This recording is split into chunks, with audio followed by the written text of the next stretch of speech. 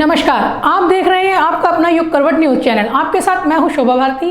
पेश है आज का हमारा न्यूज बुलेटिन। आइए नजर डालते हैं आज के हेडलाइंस पर। किसान नेता राकेश टिकैत पर फेंकी गई स्याही। जयंत चौधरी ने सपा के खाते से किया राज्यसभा के लिए नामांकन। और कोविड में मां बाप को खो चुके बच्चों को सरकार ने दिए लैपटॉप। किसान नेता राकेश टिकैत के चेहरे पर स्याही फेंकने का मामला सामने आया है। यह घटना बेंगलुरु में हुई। राकेश टिकैत प्रेस क्लब में आयोजित कार्यक्रम में भाग लेने आए थे। कार्यक्रम के दौरान ही उनके चेहरे पर स्याही फेंक दी गई।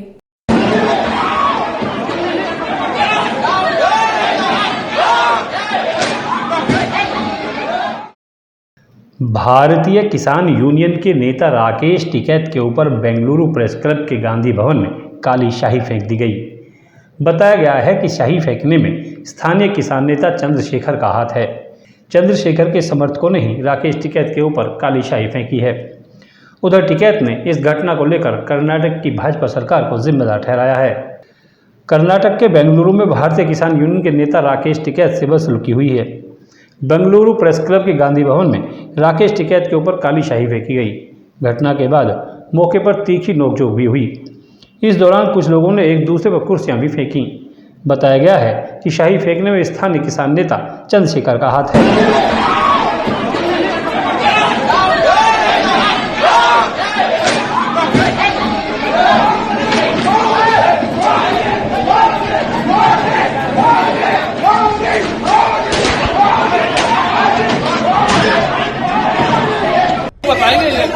के लोग बताएंगे, हमें जानते। आप क्यों आए थे, क्या हुआ था? अपने लोग में बैठे अभी बताइए तो जिम्मेदारी यहाँ की लोकल पुलिस की है। दरअसल सोमवार को भारतीय किसान यूनियन के नेता राकेश टिकैत बेंगलुरु के प्रेस क्लब में गांधी भवन में एक कार्यक्रम में शामिल होने आए थे। इस दौरान अचानक से उनके ऊपर शाही फेंक दी गई।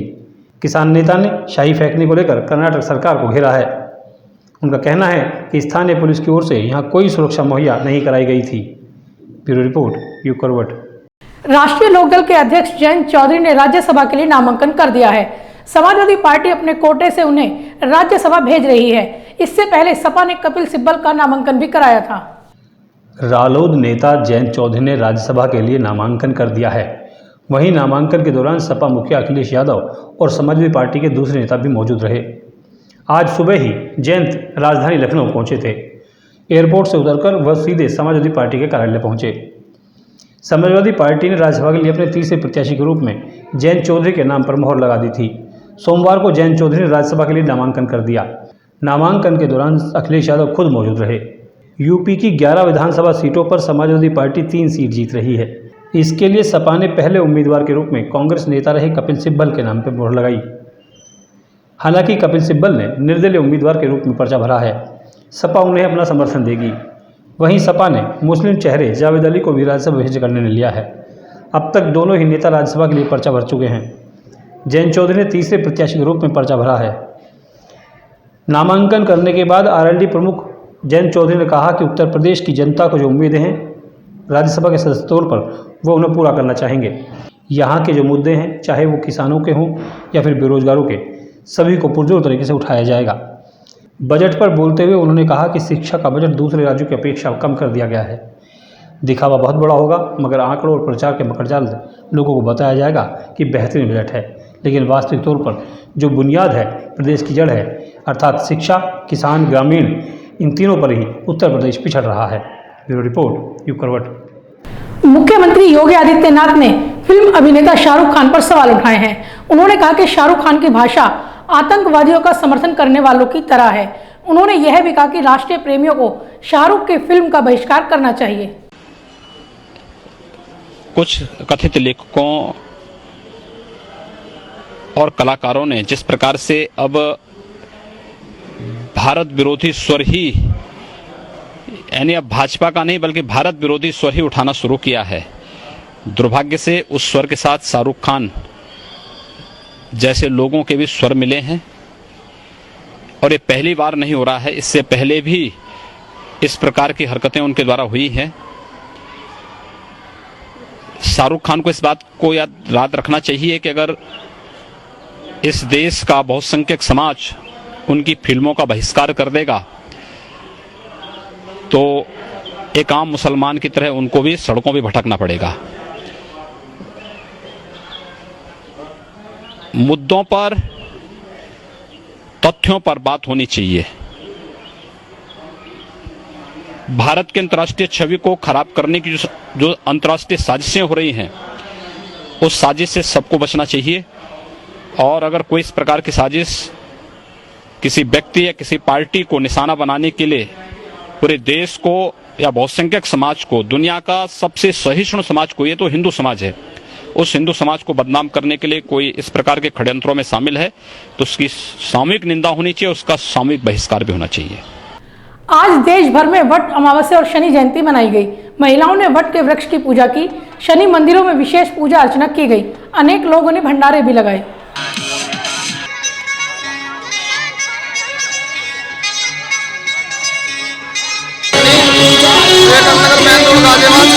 श्री सूर्य चंद्र मंदिर के अध्यक्ष आज की तारीख है, बाबा का जन्मदिन है, अमावस्या है।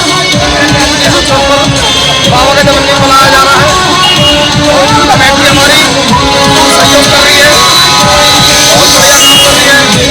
तो शुरू से लेकर शुरू तक बाबा का जन्मदिन मनाया जाएगा, भंडारा किया जाएगा। कोरोना के दौरान बहुत से लोगों की जान चली गई थी। इसमें कई ऐसे थे जो अपने पीछे बच्चे छोड़ गए हैं। ऐसे बच्चों की मदद सरकार कर रही है। ऐसे बच्चों को सरकार की तरफ से लैपटॉप दिए गए। केंद्रीय मंत्री वीके सिंह कार्यक्रम में मौजूद रहे।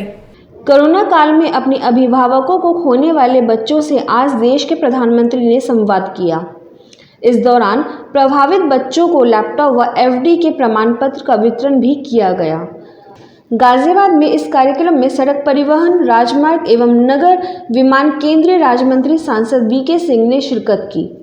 वितरण से पूर्व पीएम मोदी के संदेश का लाइव प्रसारण सुना गया, जिसमें पीएम मोदी ने बच्चों को आश्वासित किया कि सरकार उनके हर कदम पर उनका साथ देगी।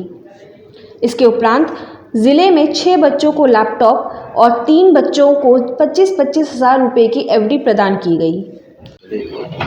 उनकी कैसे देखभाल चले रह गए तो कई जगह पर तो कोई उनका अभिभावक भी नहीं है, तो इसलिए एक पीएम केयर फॉर चिल्ड्रन के नाम से, पीएम केयर फंड से इनके लिए कुछ प्रावधान किए गए। इनके लिए स्कॉलरशिप का बंदोबस्त है, इनके स्कूल के अंदर जो पढ़ाई है उसका खर्चा वहन करने का बंदोबस्त है। इनके लिए आगे के लिए, ताकि इनको जब ये 23 साल के हों तो 10 लाख रुपए इनके मिल जाए, वो अकाउंट इनका खोलने का बंदोबस्त है। इस अवसर पर वीके सिंह ने पीड़ित बच्चों से कहा कि उनके अभिभावकों की कमी को कभी पूरा नहीं किया जा सकता है, लेकिन कोरोना काल में अपने अभिभावकों को खो चुके बच्चों के लिए केंद्र स्तर पर व्यवस्था की गई है, जिसमें पीएम केयर फंड बनाया गया है। इस फंड से ऐसे बच्चों को समय समय पर मदद दी जाएगी। इसमें पढ़ाई के लिए स्कॉलरशिप, 23 साल उम्र होने पर 10 लाख रुपए उनके खाते में। अगर यह बच्चे तकनीकी शिक्षा में लोन चाहते हैं तो इस फंड में लोन की व्यवस्था भी है। हेल्थ सुविधा के लिए सभी बच्चों का आयुष्मान कार्ड बनाया गया है, ताकि बच्चों को बीमार होने पर किसी पर आश्रित न रहना पड़े। आगे इनको अगर तकनीकी शिक्षा लेनी है, कोई प्रोफेशनल शिक्षा लेनी है, उसके लिए अगर लोन लेते हैं, पीएम केयर फंड से उसकी किस्त जो है कैसे जाएगी उसका बंदोबस्त है। और हेल्थ के लिए इनके लिए एक आयुष्मान कार्ड बनाया गया है, ताकि अगर कोई दिक्कत होती है तो 5 लाख तक का इनकी चिकित्सा फ्री है। कोशिश ये की गई है कि इन बच्चों को ये लगे कि देश उनके साथ है। लैपटॉप भी वितरित किए गए हैं, लैपटॉप इनको वितरित किए गए हैं 9वीं क्लास के ऊपर, ताकि वो बच्चे इस्तेमाल करते हैं, इसलिए उनके काम आएंगे। साथ साथ मैं आपको ये भी बता दूं कि कुछ बच्चे केंद्रीय स्कीम के अंदर नहीं आते, उनके लिए प्रदेश में मुख्यमंत्री जी की एक योजना है, जिससे कि इसी तरीके से उनकी देखभाल हो सके। वीके सिंह ने कहा कि इस फंड का उद्देश्य यही है कि इन बच्चों को बताया जा सके कि पूरा देश उनके साथ है। हर कदम पर उनकी हर मुश्किल में जिले के सांसद, विधायक से लेकर अधिकारी भी उनकी मदद करेंगे। वहीं डीएम आरके सिंह ने बताया कि पीएम केयर फंड के तहत 10 बच्चों को पूर्व में लैपटॉप वितरित किए गए हैं। जो बच्चे उच्च कक्षा में पहुंचेंगे उन्हें भी लैपटॉप दिए जाएंगे। बच्चों की शिक्षा सही प्रकार से हो, इसके लिए प्रशासन प्रयासरत है। ब्यूरो रिपोर्ट, युग करवट। गाजियाबाद के विधायक अतुल गर्ग ने विधानसभा सत्र की कार्रवाई में हिस्सा लिया। उन्होंने अपने संबोधन में विपक्ष को आड़े हाथों लिया, विधायकों की भाषा और काम करने के तरीके भी समझाए। लगातार मैं इसको लोकतंत्र का मंदिर मान के चल रहे हैं। इसे लोग कहते हैं कि ये एक पंचायत है। मंदिर हो या पंचायत हो, दोनों ही जगह ये माना जाता है कि लोग सच बोलेंगे, ठीक बोलेंगे, तर्कपूर्ण तरीके से बोलेंगे, न्याय तरीके से बोलेंगे। लेकिन क्या इस सरकार ने एक भी अच्छा काम नहीं करा? बजट के अंदर लगातार कमियां बताई गई। ये कोई नहीं बता रहा कि पहले हमारे समय में ये था और अब ये है। एक विषय बता दो कि 2017 से पहले कौन सी चीज ऐसी थी जो उसके बाद में खराब हुई हो, उसके बाद में व्यवस्थाएं खराब हुई हो? कोई कुछ भी बोलता है। तो ये ऐसा लगता है कि यहां पर जो इंसाफ का मंदिर है, जो कानून का मंदिर है, ये जो पंचायत है, तो ये दो वकीलों की लड़ाई हो गई है कि जिन्हें अपनी अपनी बात रखने से मतलब है, चाहे उसमें तर्क हो चाहे ना हो। हमारे पंजाब में हुए गायक सिद्धू की हत्या से प्रदेश सरकार की किरकिरी हो रही है। इस बीच पता चला है कि जेल में बंद कुख्यात लॉरेंस बिश्नोई ने हत्या कराई है। इसके पीछे विदेश में बैठा गैंगस्टर गोल्डी बरार है। सिद्धू मूसेवाला की हत्या के केस में बड़ा खुलासा हुआ है। पकड़े गए एक आरोपी ने दावा किया कि हत्याकांड से पहले उसने रेकी की थी, लेकिन सुरक्षा कर्मियों की वजह से प्लान को अंजाम नहीं दे पाए थे। गिरफ्तार आरोपी शाहरुख ने स्पेशल सेल को बताया कि सिद्धू मूसेवाला को मारने का काम उसे गैंगस्टर गोल्डी बरार और लॉरेंस बिश्नोई की तरफ से दिया गया था। उन्होंने पहले भी सिद्धू को मारने की कोशिश की थी, लेकिन तब सुरक्षा कर्मियों को देखकर वापस लौट गए थे। पूछताछ में शाहरुख ने कुल 8 नाम बताए हैं, जिन पर उसने हत्यारों की मदद करने का आरोप भी लगाया है। इसमें पंजाबी सिंगर मनकीरत औलख के मैनेजर का नाम भी शामिल है। मीडिया को मिली जानकारी के मुताबिक शाहरुख को गोल्डी बरार और लॉरेंस बिश्नोई ने सिद्धू के मर्डर का काम सौंपा था। शाहरुख ने कहा कि वह भोला और सोनू काजल के साथ मूसेवाला के गांव गया था, लेकिन जब उसने वहां 4 PSO AK-47 के साथ देखे तो हत्या का प्लान ड्रॉप कर दिया। तब गोल्डी ने उनको सिद्धू की हत्या के लिए UZI हथियार दिए थे। शाहरुख ने हत्या के काम को अंजाम देने के लिए AK-47 और बियर स्प्रे की मांग की थी। फिर किसी वजह से शाहरुख इस काम से अलग हो गया था। अब दावा किया जा रहा है कि सिद्धू के मर्डर में वही बोलेरो कार इस्तेमाल हुई है जिसे भोला और सोनू रेकी के दौरान इस्तेमाल करते थे। पूछताछ में कुल 8 नाम सामने आए हैं। ब्यूरो रिपोर्ट, युग करवट। भाजपा नेता पंकज त्यागी ने गाजियाबाद में अवैध रूप से रह रहे रोहिंग्या मुस्लिमों का मामला उठाया है। उन्होंने कहा कि गाजियाबाद में बड़ी संख्या में बांग्लादेशी रोहिंग्या रह रहे हैं। इनसे मुक्ति दिलाने की मांग पर उन्होंने प्रदर्शन भी किया। बांग्लादेशी रोहिंग्या पूरे देश की एक बड़ी समस्या बन चुका है। ये लोग अवैध रूप से भारत में कई शहरों में रह रहे हैं। गाजियाबाद में भी इनकी संख्या अच्छी खासी है। भाजपा नेता पंकज त्यागी ने इस मामले को उठाया है। उनका कहना है कि रोहिंग्या अवैध झुग्गी झोपड़ी में रह रहे हैं कि जो हमारे गाजियाबाद में रोहिंग्या मुसलमान या बांग्लादेशी मुसलमान रह रहे हैं, उन्हें यहाँ से निकाला जाए। और हम ये जानना चाहते हैं, अगर उनके आधार कार्ड और ये सब बने हुए हैं तो किसने बनाए? और दल राजनीति न करें, वोट के लिए उनके आधार कार्ड बनाते हैं, उन्हें यहाँ जगह जगह ठहरवाते हैं, जिससे कि हमारे बच्चों तक जितना क्राइम होता है सब यही लोग कर रहे हैं। इससे हमारे देश का मुस्लिम भी बदनाम होता है। मैं साथ में ये भी कहूँगा, हमारे देश का करते ये लोग गलत हैं, बदनाम हमारे देश का मुस्लिम होता है। इसलिए मैं DM साहब को ज्ञापन दूंगा और बहुत जल्दी हमें चाहिए कि DM साहब कोई भी कार्रवाई करें, पूरी जांच करें पूरे गाजियाबाद जिले के लिए। और हमें एक भी रोहिंग्या मुसलमान और एक भी बांग्लादेशी हमें गाजियाबाद में चाहिए नहीं। भाजपा नेता ने गाजियाबाद प्रशासन से मांग की है कि जिले को अवैध घुसपैठियों से मुक्त कराया जाए। ये लोग देश विरोधी गतिविधियों में लिप्त रहते हैं। ब्यूरो रिपोर्ट, युग करवट। जागरूक ब्राह्मण महासंघ ने जिला मुख्यालय पर प्रदर्शन किया। इन लोगों ने चाणक्य के नाम पर विश्वविद्यालय बनाने की मांग की है। साथ ही भगवान परशुराम की प्रतिमा का अनावरण प्रधानमंत्री से कराने की भी मांग की गई है। राष्ट्रीय जागरूक ब्राह्मण महासंघ ने भगवान परशुराम की मूर्ति का अनावरण PM मोदी से कराने की मांग को लेकर DM के माध्यम से PM के नाम सौंपा। इसके अलावा महासंघ ने अपनी 15 सूत्रीय मांगों को भी रखा है। ज्ञापन देने आए महासंघ के पदाधिकारियों ने कहा कि सनातन धर्म एवं भारत के इतिहास में भगवान परशुराम व आचार्य चाणक्य के बिना देश की संस्कृति अधूरी है। इन दोनों पर ही परिवार की राजनीति एवं परिवार के नाम पर सत्ता हासिल करने की चुनौती थी। इंडिया गेट पर भगवान परशुरामी की मूर्ति का अनावरण पीएम मोदी द्वारा किया जाए। सबसे पहले ब्राह्मण आयोग का गठन करना और आचार्य चाणक्य जी की मूर्ति की स्थापना करना। तो इस तरह से मैं भिन्न मुद्दे में आपको पढ़ के बता रहा हूँ। इंडिया गेट पर भगवान श्री परशुराम जी की मूर्ति का अनावरण करना माननीय प्रधानमंत्री जी के कर कदमों द्वारा। आचार्य चाणक्य जी की मूर्ति की स्थापना देश के सभी विश्वविद्यालयों में करना अनिवार्य रूप से। हमारे मठ मंदिरों में जो पुजारी हैं ब्राह्मण जाति से हैं, सरकार उन्हें न्यूनतम वेतन प्रदान करे। ब्राह्मण आयोग का गठन करना जिसमें हमारी मुख्य मांग है। भारतवर्ष के सभी जिलों में आचार्य चाणक्य नाम से गुरुकुल की स्थापना करना। वेद और शास्त्रों का ज्ञान हमारे आने वाली पीढ़ी को पता हो। बिल्कुल महासंघ की मांग है कि आचार्य चाणक्य की मूर्ति की स्थापना देश के सभी विवि में अनिवार्य रूप से हो।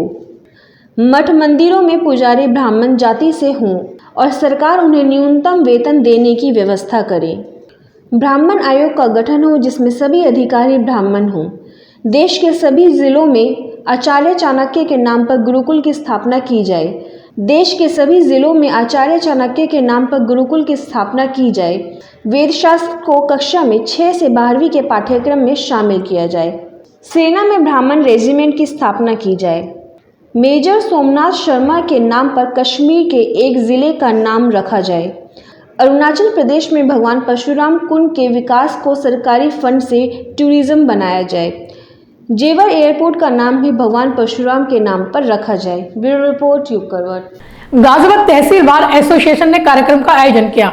इसमें पूर्व प्रधानमंत्री चौधरी चरण सिंह को श्रद्धांजलि दी गई। अधिवक्ता और बैनामा लेखकों ने पूर्व प्रधानमंत्री की पुण्यतिथि मनाई थी। 29 मई को पूर्व प्रधानमंत्री चौधरी चरण सिंह की पुण्यतिथि थी, लेकिन श्रद्धांजलि देने के कार्यक्रम अभी भी चल रहे हैं। आज तहसील बार परिसर में श्रद्धांजलि सभा का आयोजन किया गया। यह आयोजन तहसील बार एसोसिएशन ने कराया था। आज उन्हें अपने घर अपने सोफा पर बैठकर वो चाय पिलाते थे। इस लक्ष्य में हम लोग आज और हवन का प्रोग्राम किया जा रहा है। ये सभी लोग बड़े उत्साह के साथ मना रहे हैं। यदि आज हम सच्चे दिल से और भविष्य में भी हम लोग ऐसे ही मनाते रहेंगे। भारत के पूर्व प्रधानमंत्री स्वर्गीय चौधरी चरण सिंह जी की पुण्यतिथि मनाई जा रही है। वो पूरे देश में गरीबों के, मजदूरों के, किसानों के सच्चे हितैषी थे। हमेशा उन्होंने इस वर्ग के लिए बहुत कार्य किए। उनके उत्थान के लिए हमेशा उन्होंने पूरी लड़ाई लड़ी है। और मैं ऐसे महान नेता के, ऐसे महान विभूति की चरणों में नमन करते हुए आज उनकी पुण्यतिथि हम मना रहे हैं। यहाँ तहसील बार के सदस्यों और बैनामा लेखकों ने पूर्व प्रधानमंत्री के चित्र पर पुष्प अर्पित किए। साथ ही उनके बताए रास्ते पर चलने का संकल्प भी लिया। ब्यूरो रिपोर्ट यूप करवट। गाजियाबाद के मसूरी क्षेत्र की पुलिस ने बड़ी कार्रवाई की है। यहाँ मुनसैद अली और आदिल के खिलाफ कुर्की की कार्रवाई की गई है। पुलिस ने लगभग 2 करोड़ रुपए मूल्य की संपत्ति को कुर्क किया है। इनके मुरादनगर के मकान भी कब्जे में लिए गए हैं।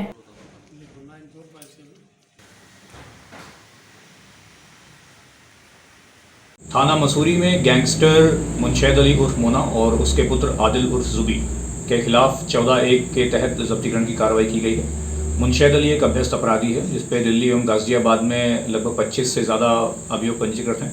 इनमें से ज़्यादातर अभियोग जो हैं वो ज़मीन संबंधी धोखाधड़ी हैं। इस प्रकार की धोखाधड़ी करके मुनसैद के द्वारा करोड़ों की संपत्ति अर्जित की गई है और इसी के बाद गैंगस्टर अधिनियम के तहत इसके खिलाफ अभियोग पंजीकृत किया गया और इसकी संपत्तियों की जानकारी की गई, जिसमें इसका डासना स्थित मकान और अलीगढ़ में काफ़ी अधिक मात्रा में भूमि पाई गई। इन सभी संपत्तियों के संबंध में जब्तीकरण की रिपोर्ट माननीय जिलाधिकारी महोदय को प्रेषित की गई थी, जिसके बाद उसमें जब्तीकरण का आदेश पारित हुआ था।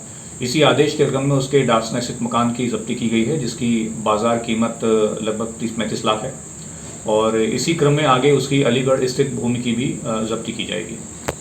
सहारनपुर के देहात थाना क्षेत्र में एक लड़की की मौत हो गई थी। पुलिस जांच में पता चला है कि उसकी हत्या की गई है। पुलिस ने लड़की की ताई और भाइयों को गिरफ्तार कर लिया है। लड़की का गांव में ही एक लड़के से अफेयर चल रहा था। 10 सेकंड।